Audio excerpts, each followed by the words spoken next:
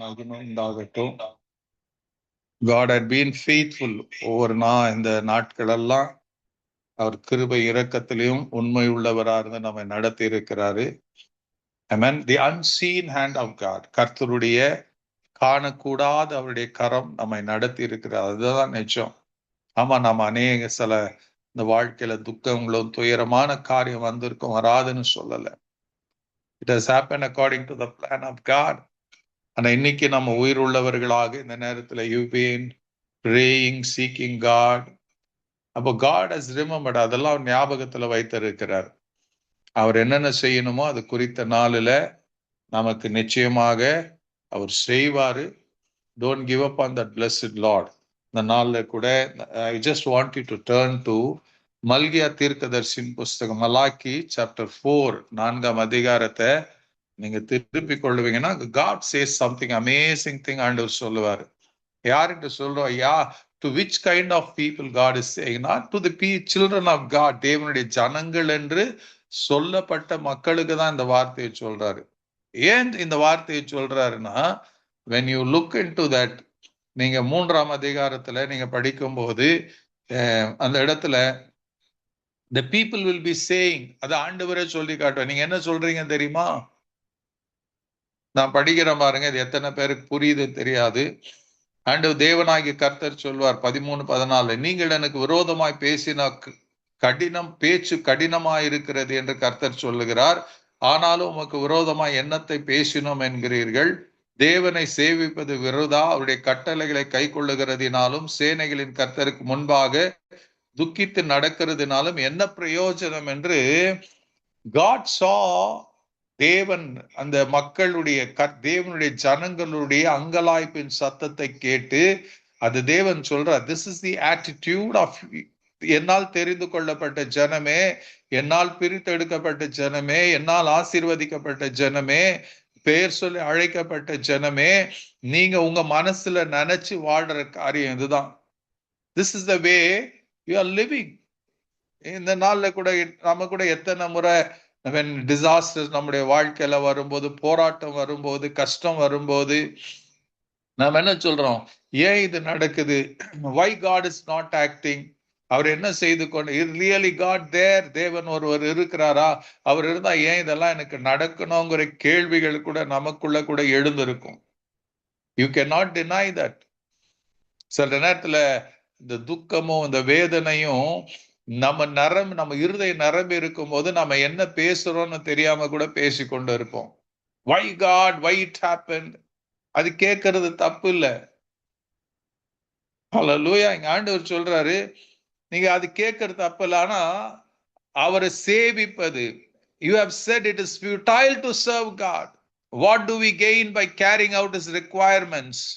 இதுதான் நம்ம சொல்றோமா? நான் ஏன் சில பேர் என்ன பைபிள படிச்சு என்ன இருக்குது, என்ன சர்ச்சுக்கு போய் என்ன இருக்குது, என்ன ஆராதிச்சு என்ன இருக்கிறது, somebody listening to it, இந்த மாதிரி ஒரு எண்ணங்கள் உங்களுக்குள்ள வந்ததா? when you go through an overwhelming situation குள்ள கடந்து போகும்போது, அப்ப அப்படியாப்பட்ட ஜனங்களுக்கு தான் தேவன், see how good is our Lord, நம்முடைய ஆண்டவர் கர்த்தர் எவ்வளவு நல்லவரா இருக்கிறார் பாருங்க. what an amazing God.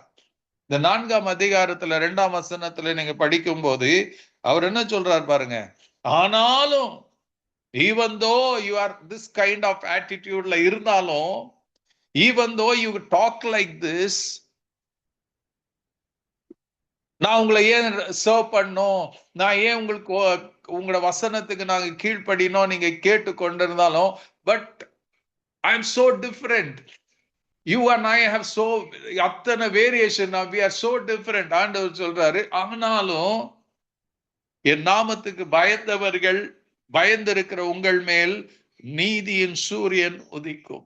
ஆனாலும் ஆண்டவர் சொல்றார், but for you who revere my name, in spite of all these things, ஆண்டவர் சொல்றார், there is still hope.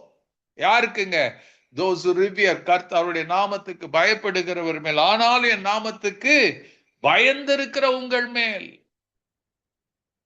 என் நாமத்துக்கு பயந்திருக்கிற உங்க மேல் என்ன பண்ணுமா? நீதியின் சூரியன் உதிக்கும், அது செட்டைகளின் கீழே ஆரோக்கியம் இருக்கும். நீங்கள் வெளியே புறப்பட்டு போய் கொளுத்த கன்றுகளை போல வளருவீர்கள். What an amazing promise. இந்த புக்ல ஓல்ட் டெஸ்டமெண்ட்ல the last prophet மலாக்கி அவர் தான் இதை எழுதுவாரு. அவர் சொல்றார், if you are fearing, amen,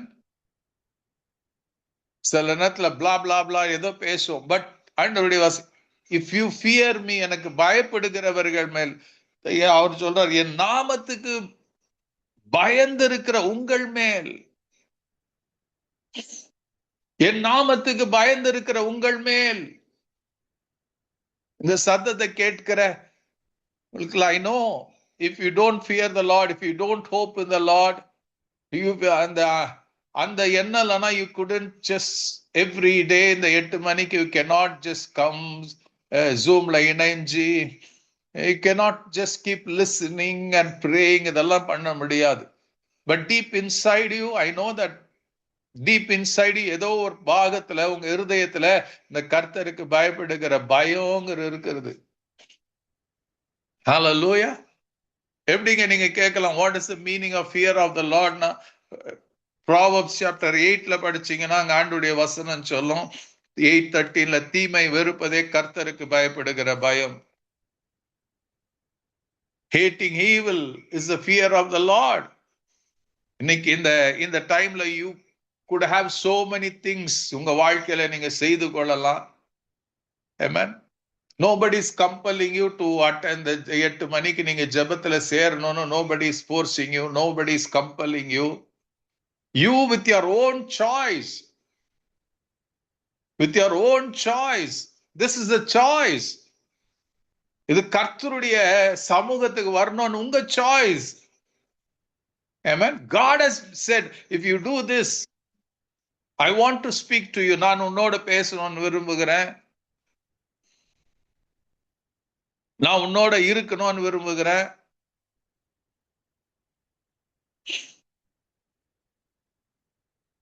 That is the heart of God.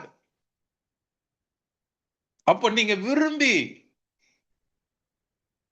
something in you makes you every day இந்த 8 மணிக்கு வந்து நீங்க ஜாயின் ஆகிறதுக்கு God opens your heart and mind.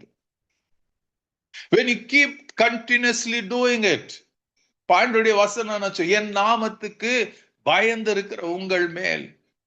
See, those who don't fear the Lord, கர்த்தருக்கு பயப்படுகிற பயம் இல்லைன்னா, you can just live your own life.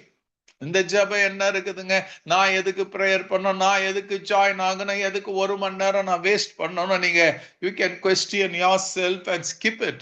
But there is something God is doing in your, if God is not working, தேவன் உங்க வாழ்க்கையில இந்த கிரியை செய்து கொண்டிருக்கலனா, it's impossible for you to present yourself, to show yourself. இத நான் உங்க பேர்களை படிக்கிறனோ எனக்கு தெரியாதுங்க, but God is watching over you. God is remembering over you. It's not a casual thing. When you make yourself time for God, that is revering God.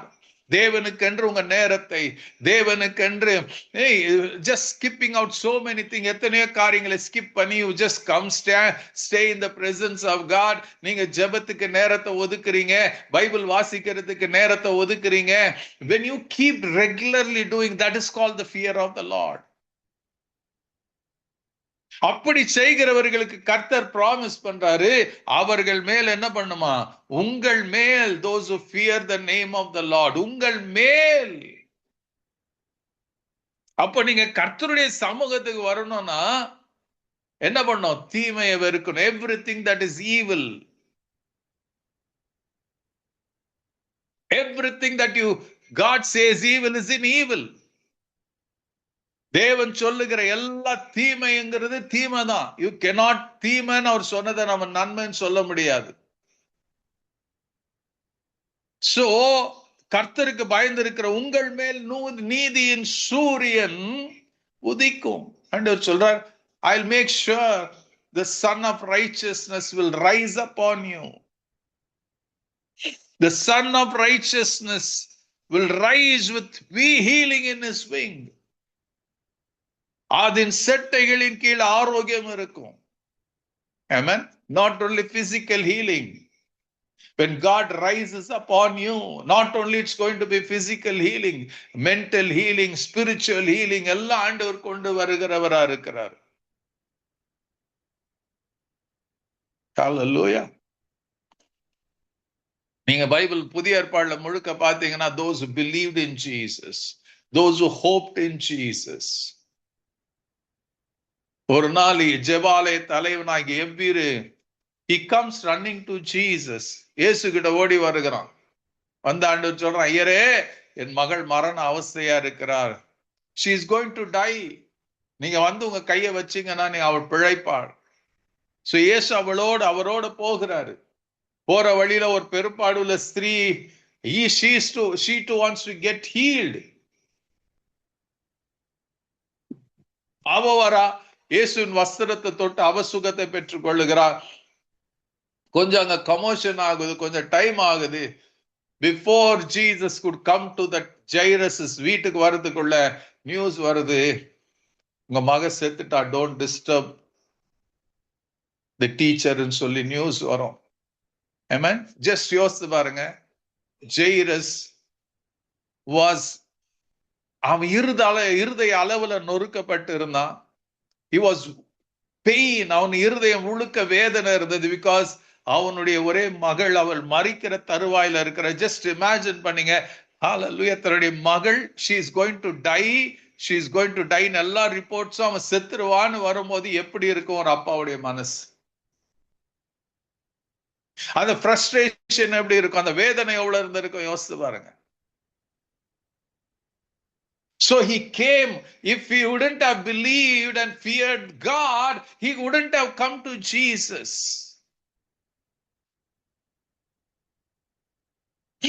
Because he revered Jesus. அவர் வந்த Bible சொல்லுது, அவன் வந்து இயேசுடைய பாதத்துல விழுந்து அவன் இயேசு கிட்ட கேட்கிறான், please come and heal my daughter. She is on the verge of death. அதே போல அந்த பெரும்பாடுள்ள ஸ்திரியை தன் வீட்டிலிருந்து நினைக்கிறான், 12 வருஷம் நான் ரொம்ப கஷ்டப்பட்டு, I have lost everything. I have met every kind of doctor. எல்லாத்தையும் பார்த்து நான் இப்போ எல்லாம் இழந்து போயிருக்கிறேன். I have nothing. My heart is broken. My physical body is broken. I am weak. அவ்வளோ வேதனை. பட் அவள் தனக்குள்ள சொல்லிக் கொள்ளுகிறா, இந்த இயேசுவை பத்தி கேள்விப்பட்ட அவர் வஸ்திரத்தின் ஓரத்தை ஆகிலும் தொட்ட நான் சுகமாகும். ரெண்டு கேரக்டர் யோசித்து பாருங்க. They were broken deep inside. Jairus அவன் உள்ளத்துல உடைக்கப்பட்டு இருந்தான், வேதனையோட இருந்தான். இந்த பெரும்பாடுள்ள ஸ்திரீ, she was broken in her heart because she is low. நம்பிக்கை இழந்து போனவளா இருக்கிறா. She lost everything. She lost her money. She lost her worth. Dignity எல்லாம் இழந்து போனவளா இருக்கிறா. அவளை ஏற்றுக்கொள்ளுகிற ஒருவரும் இல்லாம இருக்கிறா. அப்படியாப்பட்ட நிலைமையில தான் 2 பேரும் இருக்கிறாங்க. ஹல்லேலூயா. இவன் நினைச்சா, நான் தொட்டேன்னா நான் சுகமாயிருவேன். அதான் சொல்லுது, அவருடைய அந்த அதன் செட்டைகளின் கீழே ஆரோக்கியம் இருக்கும். அதன் set, Jesus is the healer. அவர் வஸ்திரத்தின் தொங்கல் இந்த பெரும்பாடுள்ள ஸ்திரீ தொட்டு சுகம் அடைஞ்சா. எவ்விரு சொன்னா, இந்த இயேசு தொட்டா என் பிள்ளை சுகமாவா. பட் நியூஸ் வந்தது. ஜஸ்ட் கொஞ்சம் பைபிளை சும்மா நம்ம படிச்சுட்டு போயிடலாம். ஜஸ்ட் கொஞ்சம் இமேஜின் பண்ணி பாருங்க. கொஞ்சம் உங்க கற்பனை திறனை திறந்து விடுங்க. வீட்டுல இதெல்லாம் ஓடி வந்து சொல்றாங்க, உன் மக செத்துட்டாப்பா. What would have been the reaction of Jairus? What would have been the feeling of Jairus? ஒரு வினாடியில இயேசு வந்து என் மகளை உயிரோட எழுப்பிடுவார் நினைச்சு அடுத்த வினாடி இப்ப செத்துட்டேன்னு கேள்வி வந்த போது எல்லாம் உடைஞ்சு சுக்கு நூறா போயிருப்பான்ல. But Jesus said something. அந்த எபிர பார்த்து சொல்றாரு,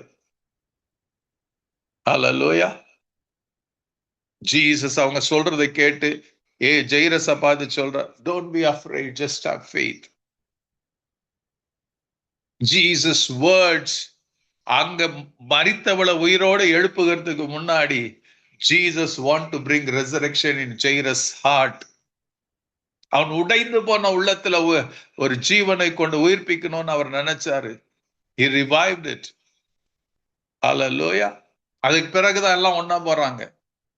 போய் வீட்டுக்குள்ள போய் ஜெயிரஸ் கூட பேதுரு, யாக்கோபு, யோவானு எல்லாம் உள்ள போறாங்க. எல்லாத்தையும் வெளியே அனுப்புறாங்க.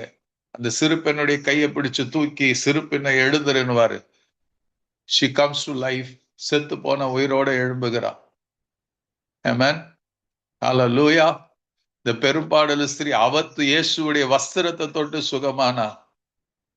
இயேசு அந்த சிறு பெண்ணுடைய கையை தொட்டு அவளை சுகமாக்குனாரு. அமேசிங் இல்ல? யாருக்கு இது நடக்குதுங்க? கர்த்தர் என் நாமத்துக்கு பயந்து இருக்கிற உங்க மேல், என் நாமத்துக்கு பயந்து இருக்கிற உங்க மேல்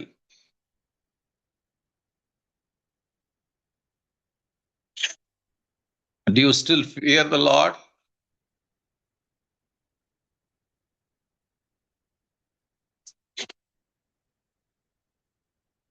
கர்த்தருக்கு பயப்படுகிறவங்களுக்கு அடையாளம் என்ன தெரியுமா?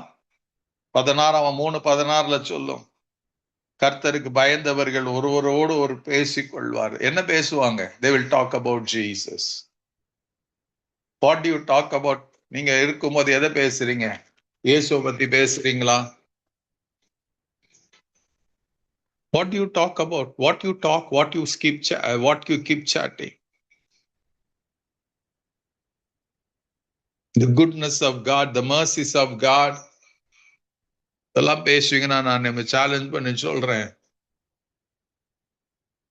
The Son of Righteousness is already risen upon you.